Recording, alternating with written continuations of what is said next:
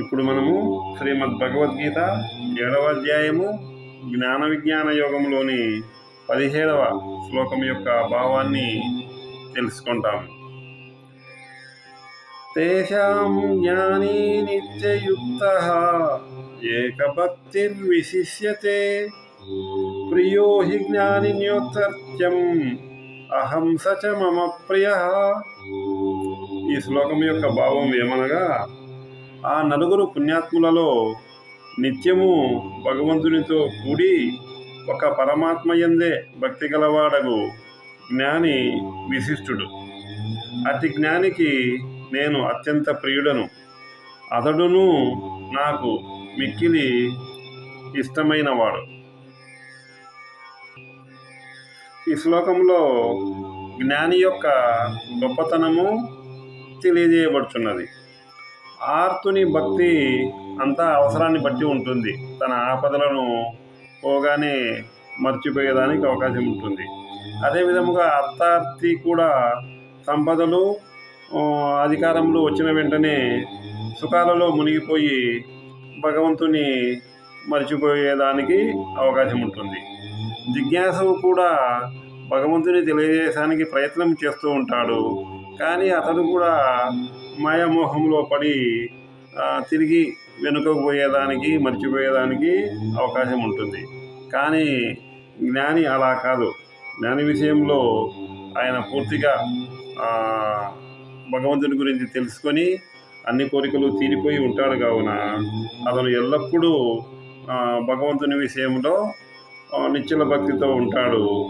అందువలన జ్ఞాని ఈ ఎడల తనకు ఇష్టమనియో జ్ఞానికి భగవంతుని ఎడల ఇష్టం ఉంటుంది. అనగా ఇది పరస్పరము ఒకరి మీద ఒకరికి భక్తి ప్రేమలు ఉంటాయి. ఇది సైకలాజికల్గా అనగా మనోవిజ్ఞాన శాస్త్ర ప్రకారం కూడా మనకు ఒక సూచన తెలియజేయబడుతున్నది.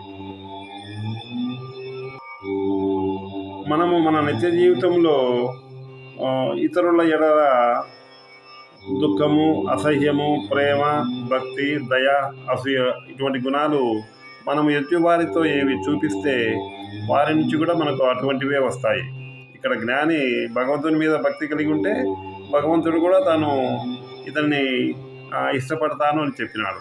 అదేవిధంగా మనము మన సాటి జీవులలో, ఎందుకంటే భగవానుడు సర్వంతర్యామి, అందరిలో అదే భగవంతుడు ఉన్నాడు. కావున మనము సాటి జీవుల మీద ఎటువంటి భావం కలిగి ఉంటే వారి నుండి కూడా మనకు అటువంటి భావములే వస్తాయనే సూచన కూడా ఇక్కడ ఉన్నది.